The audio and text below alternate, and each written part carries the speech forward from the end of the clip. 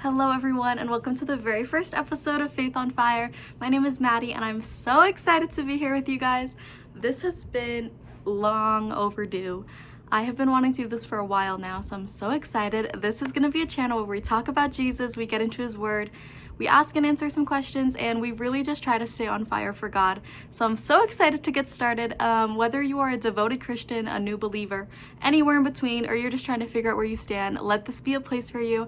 Join me as I deepen my relationship with God and get to know him more, and I really do pray that you're able to do the same. I am so excited to see what the Lord does with this, but before I get too ahead of myself, this is just the very first episode, and it's going to be called My Life with Jesus, and it's basically just going to be me sharing my testimony with you guys.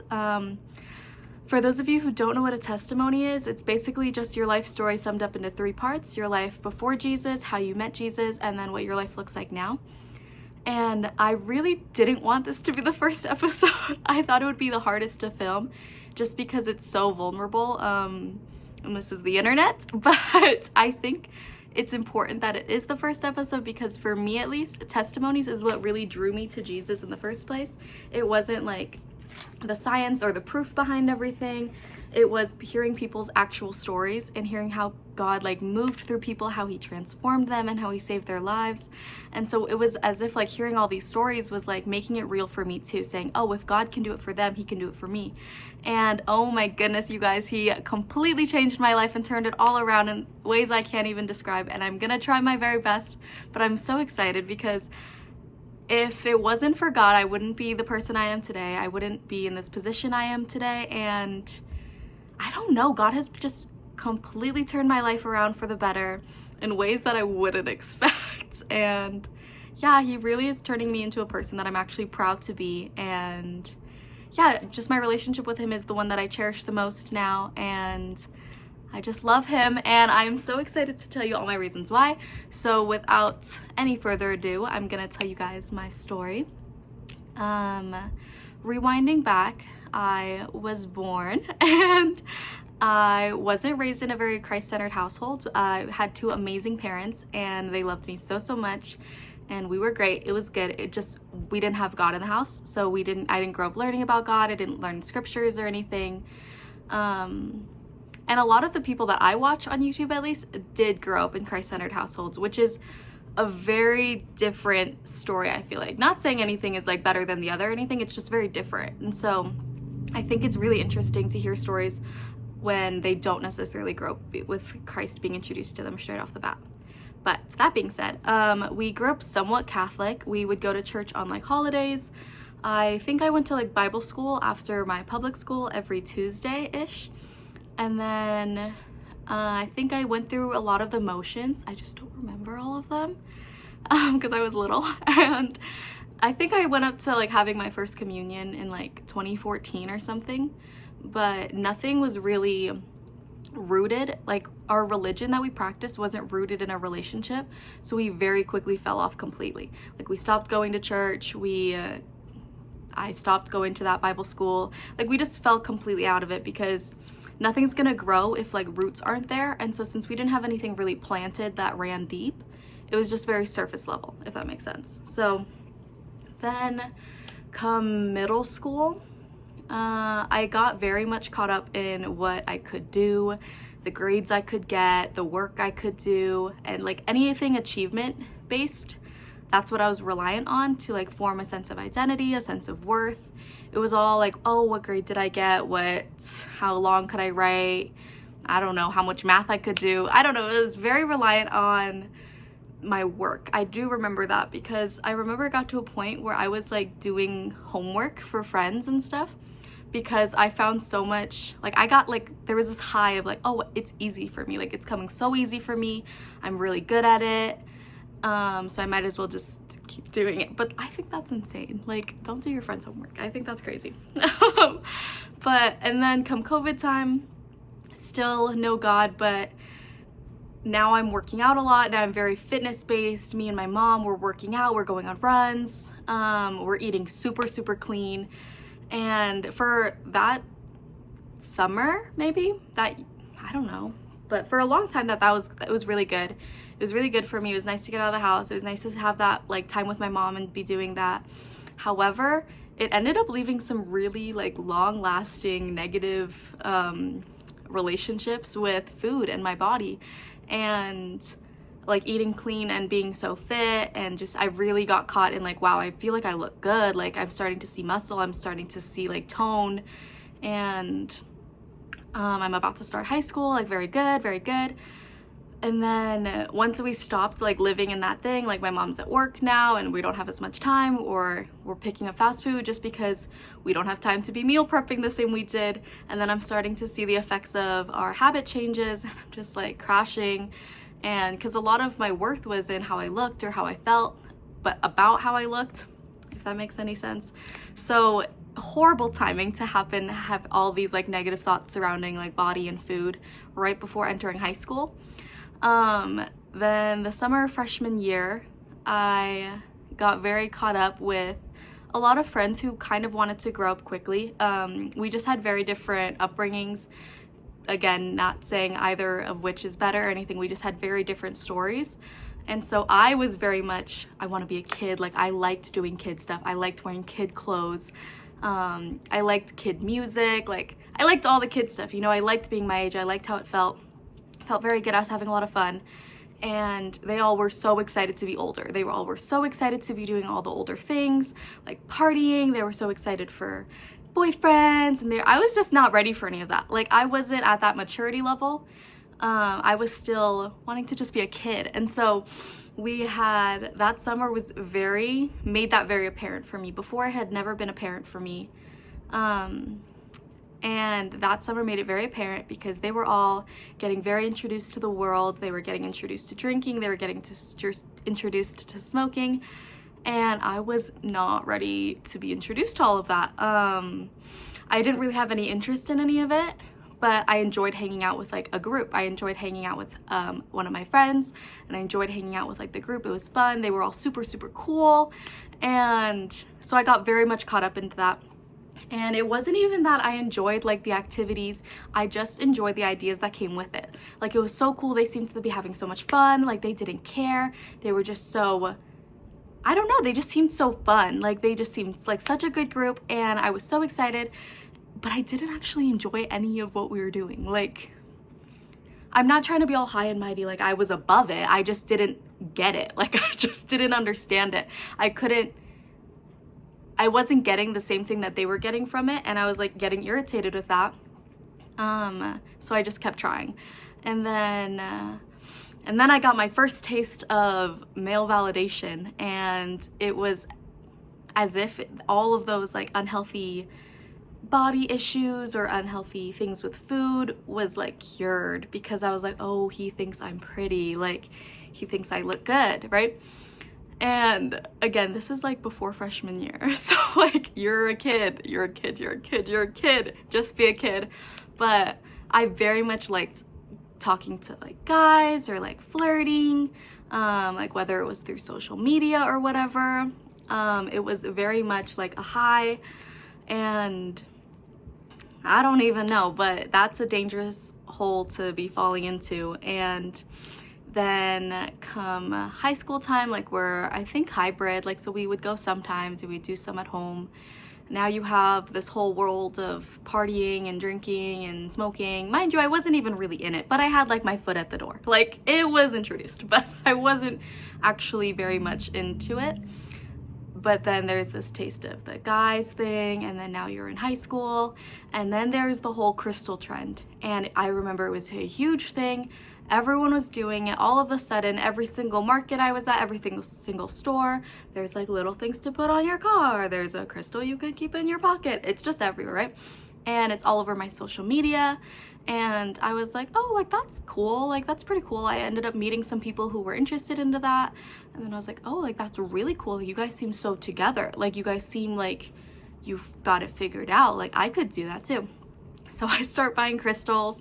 I start getting like doing my own little research about like tarot readings and chakras and manifesting and like palm reading and all the things in that like spiritual bucket. Consider me there. I was very much deep in this bucket because I was just seeing it and I was like, wow, it's working for these people, looks really cool, it maybe will work for me. And it's so funny, like, now that I look back at all of this, because I can so see that I needed God, and that's why I was going to all of these sources, thinking that I could fill that void that needed to be filled by God with all of these like counterfeits.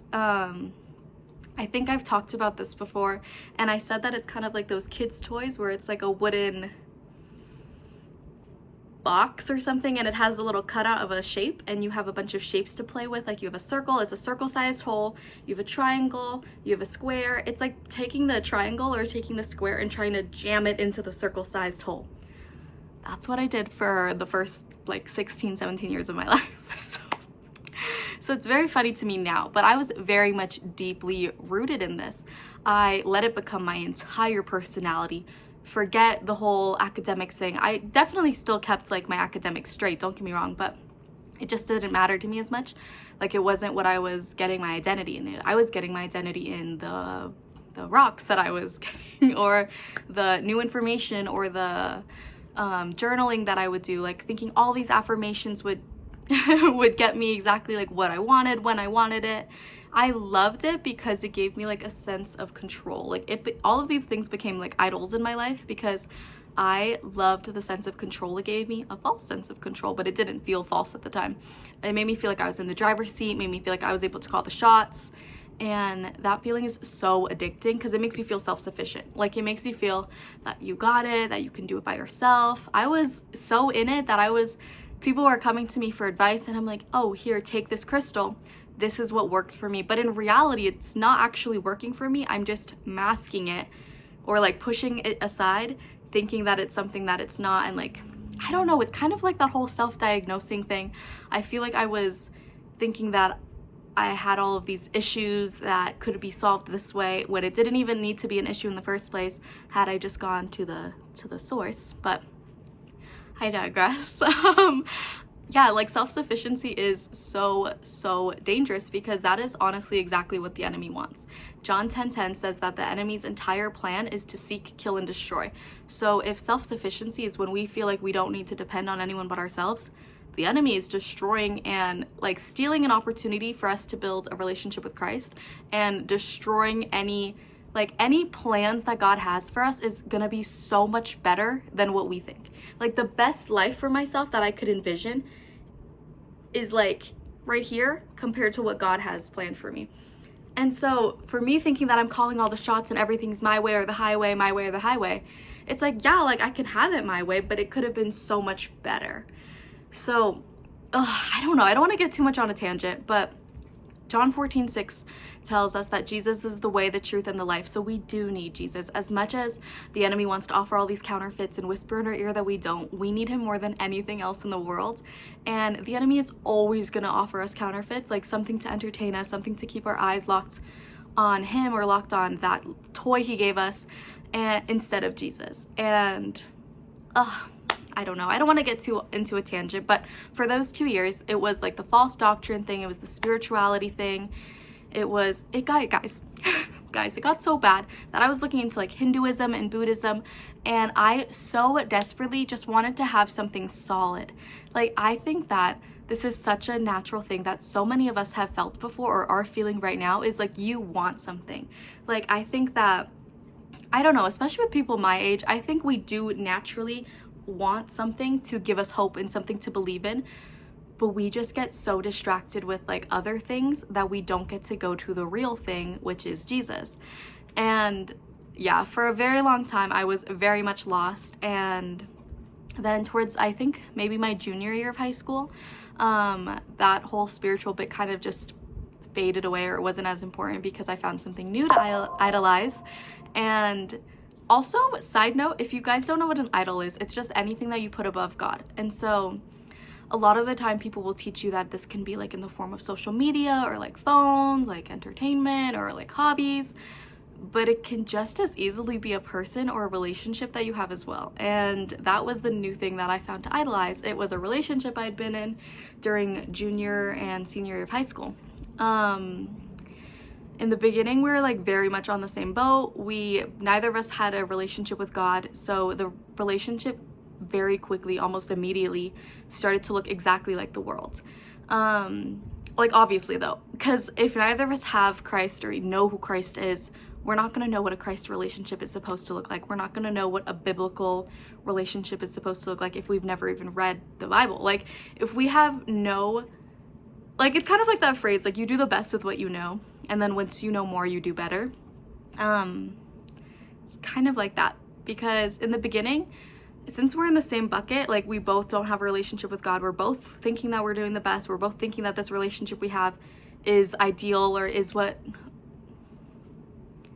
like, is ideal. It's not gonna bother us or capture our attention that we're doing something wrong, or that this maybe isn't what love should actually look like, or this isn't how you should be loving your partner.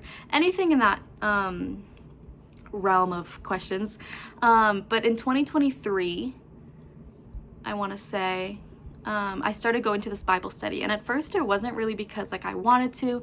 It was just to help a friend's mom out who had been going to her own Bible study, invited me and that friend, and so we went, and it was good. At first it was just to support her mom, but it very quickly got us hooked. Like, this is my best friend, like, in the entire world, mind you, and we both didn't grow up having God in our relationship, like we both didn't grow up in a relationship with God, but then we kind of got put in an environment where we're able to find him together.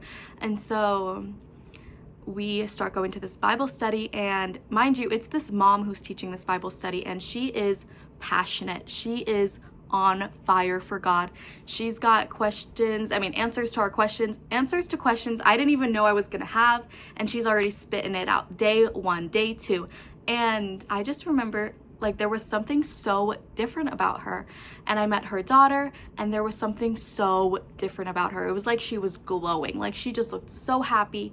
And it wasn't like the people that I was looking up to when I was trying to get interested in crystals. It was different. Like, this one was real. And I was like, I'm so interested in these people because they're so weird. Like, and I kid you not, but it's weird in like a way that like you want something that they have, because they just look so full of joy, and it's a joy that only God can give. And so I start going and I get hooked, and I'm just learning all of these things. And then when she's starting to talk about idols, I immediately thought about the whole crystals thing. And me and my best friend are like, yeah, we should probably get rid of ours from when we used to practice that or whatever. And then she starts talking about how it can be relationships. And I was like, interesting. Interesting, that's not about me for sure. Like, interesting for someone else, but it's definitely not about me, because at the time I was very defensive about my relationship, very defensive. And I did not think that there was anything that extremely wrong with it, if that makes sense. Like, obviously there are always going to be things that you could tweak, but I didn't think it was something that was like as detrimental as what an idol sounded like. So I was like, I can easily have a relationship with God and continue this relationship. We'll just invite God into it. I'm going to do another episode on relationships, because that is not how that works. A relationship does take 3 people from the beginning, and it's you, your partner, and it's God at the center, at the top. And then the more you guys grow closer to God, the closer you guys get to each other. However, in my case, since I didn't have a relationship with God, I need water. This is my water. Excuse me. But in my case, since I didn't have a relationship with God, it was like me, partner, we're running. And then halfway through, I'm like, oh, hey, God, this is God. Just come join us. Just come tag along. And that is not how it works. Like, you can't ask God to bless an unbiblical relationship, and you can't invite him to somewhere he should have been at the head of the table in the first place. Like, if that makes sense. Tangent. But where was I even going with this? Yeah, so as soon as we're in this Bible study, I'm hooked. I'm learning about the idol. Oh, idol. Yeah. So I'm learning that my relationship has become an idol in my life, and that it takes my priority over God. And before, it had never been an issue. But now that I know and being introduced to God, I'm like, oh, that is an issue. I can understand how, like, I should be putting God before everything else, but I know that I can't, because this has been how I am for so long. And so I just kind of continued to learn and push that part aside. I was like, I can have everything else that God has to offer, everything, all the goodness, all the love, all the grace, all the mercy. I just won't take like the discipline and the correction and the redirection. I just don't want that part. Newsflash, breaking news, you don't actually get to pick and choose. It's all or nothing, and trust me, you want all. But putting a pin in that part of the story, I continue on in this relationship. I continue learning who God is. And then in 2023, I think we've been in 2023 for a long time now. 2023 was a long year of my life. But in the summer, maybe July, yes, July 2023 is when I first encountered God. And I wish the circumstances were different, but it was when I had flown out to New Jersey with my mom, and we were with a bunch of family, and then we were just visiting and everything was good. And then we are at one of my cousin's soccer games, and I get a phone call, and my mom's saying we have to come back to the house, and it's because my abuelita, so her mom and my grandma, she was gonna pass away. And so she had been sick for a while, but this trip wasn't a trip that we had planned to say goodbye. This wasn't a trip that we had planned to be doing any of that.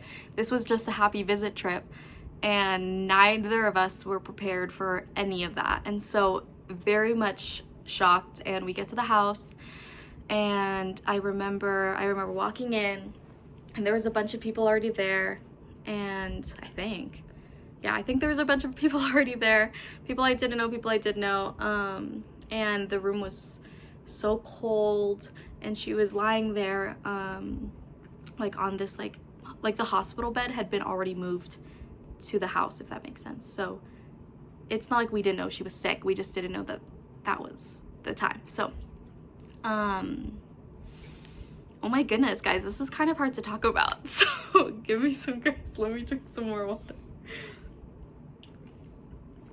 But so then I get there, and people are crying, people are talking, and I remember I went up to my mom, and she's telling me what's happening, and there's a lot of things that are very fuzzy because, mind you, I had never been around death before.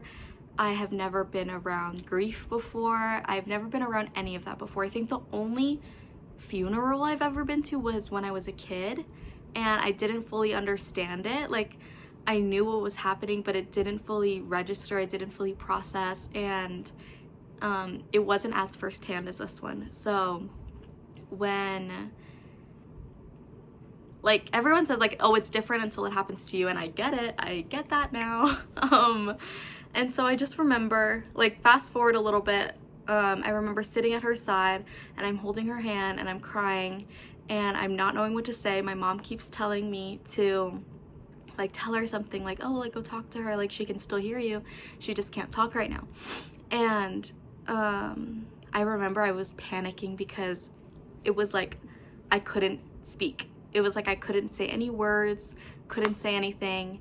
And so my family on that side is all Puerto Rican, might I add, and there has always been a language barrier between me and my abuelita. She speaks fluent Spanish and struggles with English.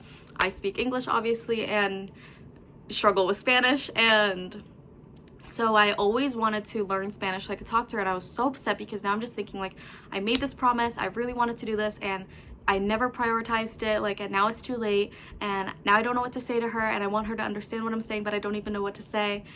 And so I'm just freaking out, and I'm just silent, and I'm not saying anything, and I'm just crying. And then I'm watching my mom, who's this, like, strong, super strong, I don't even know how else to say it, like, strongest person I know, and I'm watching her cry. Like, I'm watching her fall on her knees, and I'm watching her cry, and that's my mom. Like, and to see my mom so hurt and so, like, torn and broken by something is, like, something that I was so unprepared to see and experience that I, like, shut down. Like, I shut down, I was crying more, and I just remember kneeling at that bed, like, against the wall, like, head down, and I was crying the hardest I think I've ever cried before.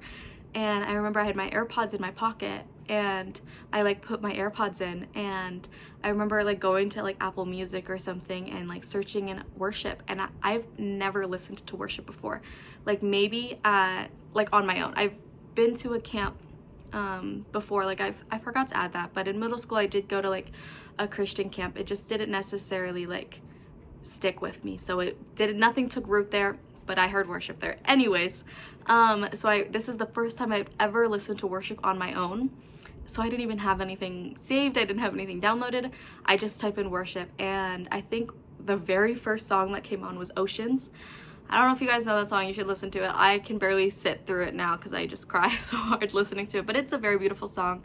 And actually, let me pull up the lyrics really fast, and because I think a lot of it had to do with this song. So it's saying, you call me out upon the waters, the great unknown where feet may fail, and there I find you in the mystery, in oceans deep my faith will stand, and I will call upon your name and keep my eyes above the waves. When oceans rise, my soul will rest in your embrace, for I am yours and you are mine. And I have never felt comforted by a song the way that I felt comforted by this song. And it was as if I felt God's presence for the very first time. And I wasn't mad, I was just hurt. Like, I was so sad that this is what it, like, that this is where God had to find me. I really wanted God, like, to encounter God when I was good, like when I was ready. Like, I wanted it to, I had this whole thing in my mind that I was gonna be Christian, I was gonna be doing the right things, and that's when that's when he would find me. But God draws so near to the brokenhearted, and like, I think that that's so much more powerful than going to you when you think that you're good. Like, if you wait to encounter Jesus and experience Jesus and have a relationship with him until you think you're ready, like, you're never going to be ready. But we are so grateful to serve a God who encounters the brokenhearted, to encounter the sinful. Like, oh my goodness, I hadn't repented yet, I hadn't done any of the steps, and he was still present. Like, he was with me, and that's when he really showed his face to me. And I just remember being so broken by that song, and like, I was just praying like I've never prayed before. Obviously, like, growing up with a somewhat Catholic background, I have done like I'd memorized and recited prayers like Our Fathers or Hail Marys, but I had never truly prayed, because a prayer is honestly just a conversation with God, and it has to come from the heart. Like, you can't just memorize a good sounding prayer. That's not gonna mean anything. Like, he wants your heart, like, he wants to hear from you. And this was the first time I had ever done that. And so I'm praying and I'm praying and I'm praying, and I'm saying, God, like, please don't take her away from me. Like, there's so much I wanted to do. Like, there are so many things like I want to say to her. Like, I was supposed to like be able to actually hold a conversation with her. Like, I messed up bad. Like, my mom's not ready to lose her mom, and I'm not ready to, I don't know how to be that for my mom. I don't know how to comfort my mom with that. How am I gonna give her comfort when I've never experienced anything like that? Like, I don't know, like, I was freaking out, I was panicking, I was pleading with him, and it was as if like I heard him talking to me, and all of a sudden my prayer changed, and it was just, God, please take her home. Please take her dancing with you, because she loved to dance. Please make sure that the transition is smooth, and please be ready to celebrate with her.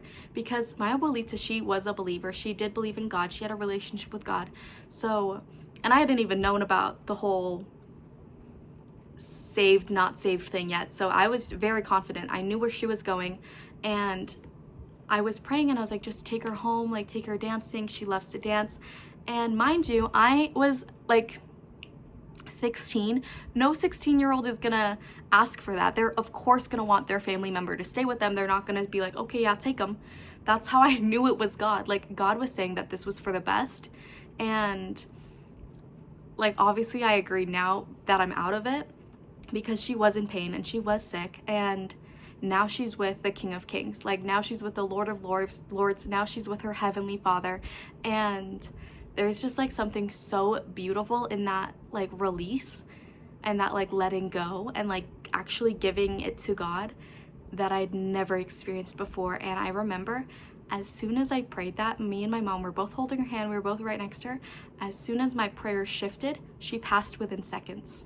And I just remember it was the craziest thing I've ever experienced, because it was hard, guys. Like, it was so hard because we were watching her struggle to breathe, and it was like every inhale there was a pause, and we were just waiting. Like, we were waiting on eggshells, and then there'd be an exhale, and then there'd be a pause, and then now no one knows if it's like the very last breath or if there's going to be another inhale, and then there's another. And when I tell you, every single pause broke everyone's hearts over and over and over again. So it wasn't like I just wanted to be over like that. Selfishly, I wasn't saying, like, it wasn't me saying, like, selfishly I just wanted to be over. It was me saying I understood that she had to go. Like, I don't know how else to explain it, but I know for a fact I would have never prayed that before had it not been God. And I know how much peace it gave me. Like, that prayer gave me so much peace. And then I just remember afterwards, like, we all just sat. I remember how fast it all moved. Like, I didn't expect it to all move so fast, but there are so many things that have to be done. Like, they're calling people, things are coming, people are in and out of the room. Like, they're getting preparations in order, and it was just very, very eye-opening, and it was very crazy. And it was the first ever experience I've ever had like that, and I thank God for being there for me and really stepping in. And from that second, like, from that moment, I knew that something had to change, and I knew that I needed to have a relationship with God, like a real relationship, like not just something where I get to pick and choose. Like, I wanted all of it, because I was like, wow, like, this is the God that I want to serve. And then, yeah, so then I get home, I continue, I start reading my Bible more. I actually started attending the Bible studies for me. Oh my gosh, something that I do want to add, while we were in the room with my abuelita, I remember sneaking on my phone and calling the mom who had been running Bible study. And mind you, she hadn't really known me too well, because I'd only just started going. And I, like, remember texting her or calling her, and I was like, hey, I'm so sorry. I didn't know who else to call. Like, you're the closest thing I know, like, I know to Jesus. Like, can you pray? Excuse me. And I remember she was like, yeah, of course. She prayed, and then she told me to pray, and that's what got me to pray in the very first place. And oh, what a blessing. Like, what a blessing, because God has his fingerprint across everything. Like, he introduced me to this Bible study, he introduced me to this mom, because he knew that I was gonna need it in that moment. Like, he knew that I was gonna need that, like, direction, that guidance to get me to pray, to get me to turn to him. And, like, it's just so beautiful in his timing, and I'm just so blessed and so grateful for her and for God giving me all of these, like, people and all of these experiences. But then, so yeah, I go back home, I start to get back into things, like, we're figuring things out, and I'm still in this relationship, but now it's very much up and downs, like, very high and low. When it's good, it was good, then it got bad, and it was bad. And I remember feeling so convicted, because I felt God tell me so many times, like, hey, you said that you wanted to pick me, and you're not picking me. And I couldn't leave. Like, I couldn't make that decision to pick God over that relationship, and it was tearing me up. Like, it was making me feel awful, because it wasn't like I didn't love God, but it was like I loved that person in that relationship more, and that was breaking my heart, because I knew it was wrong. And so I was trying to get our relationship to be very by the book, and saying that we should be doing Bible study, saying that we should go to church, lots of things. I tried to do it my way to get it to look like his way, if that makes sense, but that's not how it works. Like, yeah. And so then senior year, it got really bad, really unhealthy, and, like, not between, like, it just wasn't what God wanted for either of us, and we were fighting it, and we were fighting each other, and it was affecting, like, every bucket of my life, every bucket of his life. And then that relationship ended, summer, like right after senior year, like very start of summer. And I remember like leading up to when that relationship ended, I remember sitting in the car sobbing because I was so hurt. Like I had fought so hard trying to have both, like trying to have that worldly relationship and have my life with God. And I really thought I could. Like I really, really, really thought I could. I thought I had it figured out. I thought that, yeah, I thought I could do it, and I clearly could not. And I remember like hearing that God makes miracles and he can turn messes into miracles.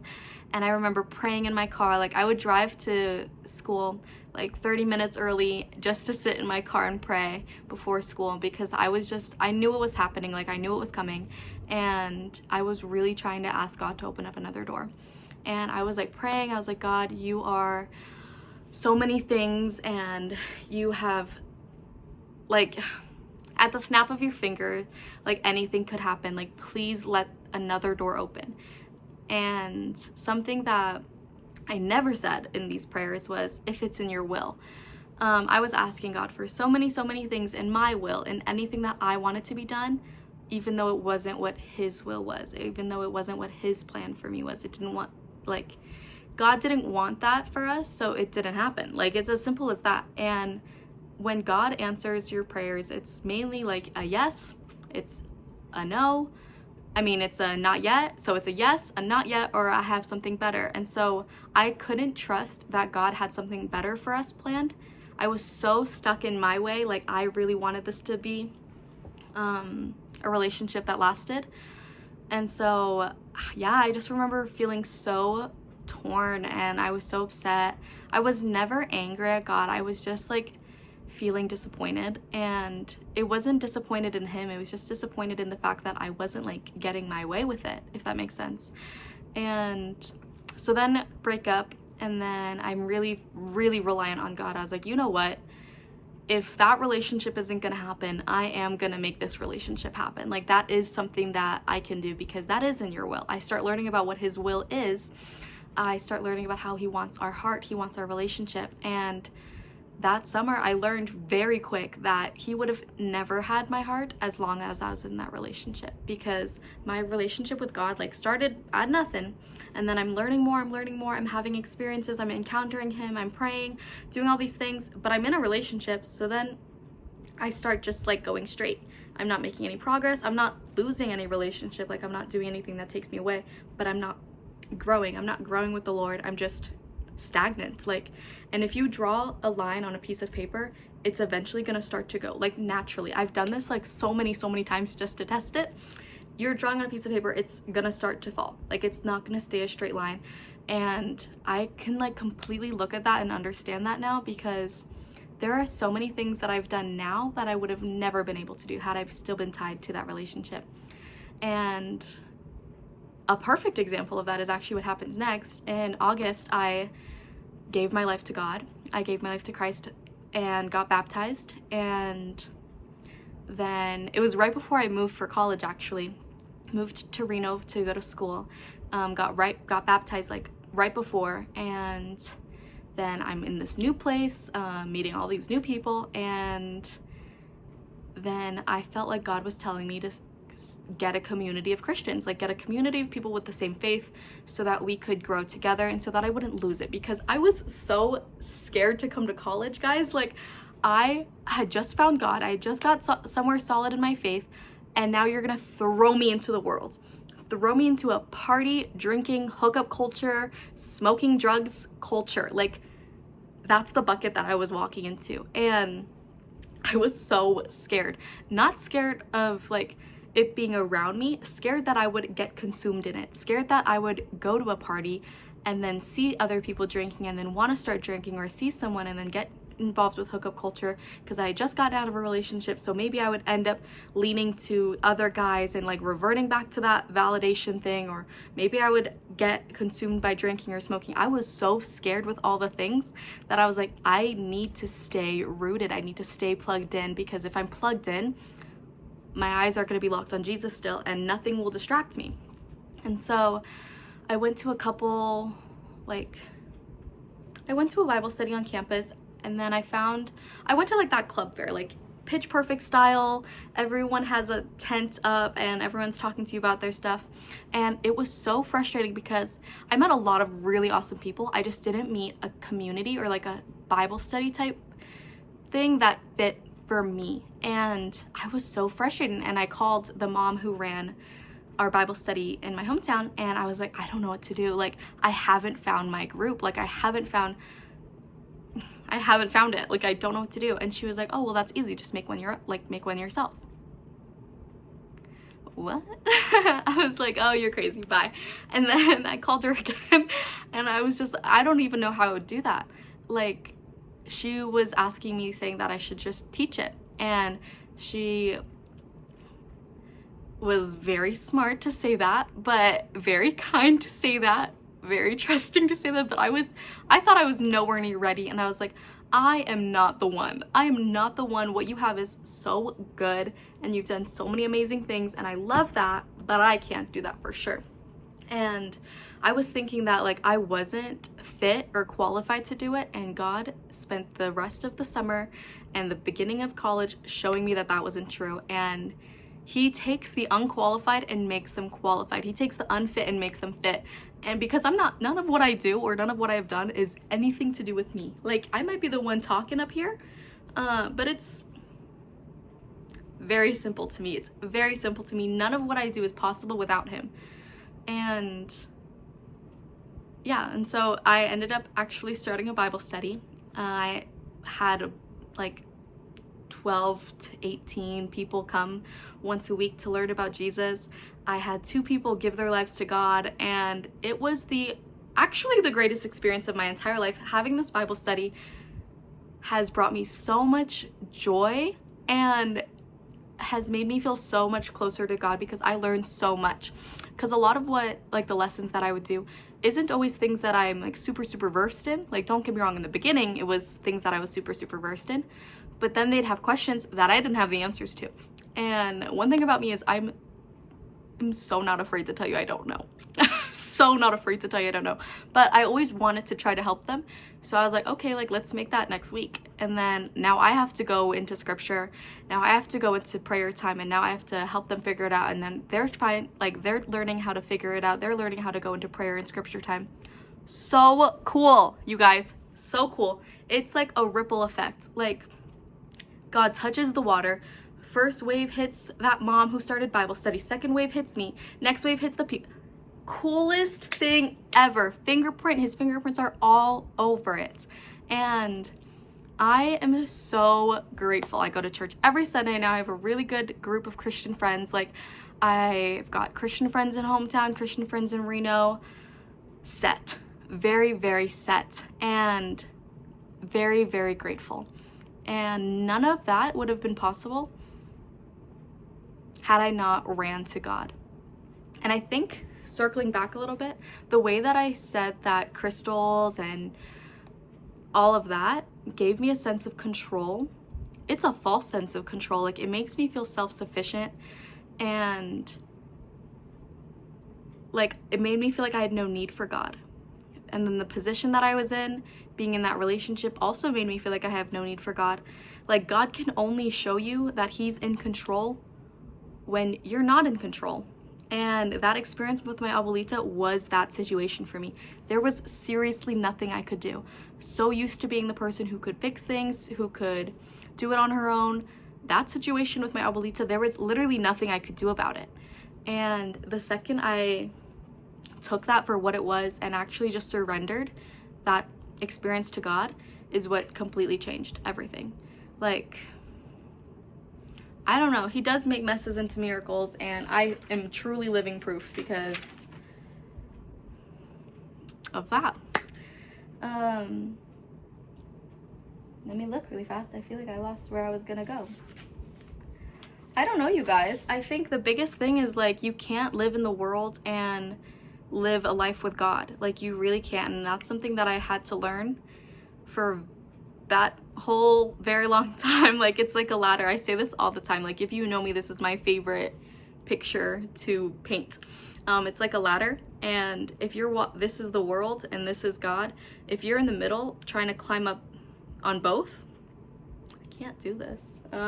Yeah, if you're in the middle, let me put a ladder right here. Wouldn't that be cool if I could put like a little, say you're trying to climb up both sides, your legs aren't going to be long enough to keep going. Like, you're going to have to choose a ladder or you're going to fall.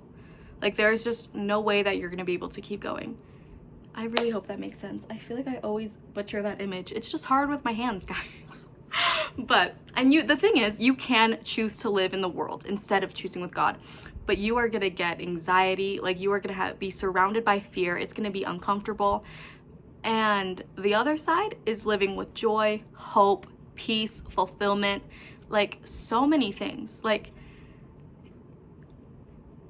I don't know, you would think it's an easy choice, but it's not, because we get so comfortable on this side. It's very hard for us to realize that this is the better side. But I don't know, you guys. I think that's pretty much my story up until right now. When God called me to do this channel, I really didn't want to. If you know me, I didn't want to do this at all. This has been a project that's been in the making for months because I was so disobedient, to be honest. Like, I'm really just trying to live in obedience. That's the only reason why I'm here, because this is so far out of my comfort zone.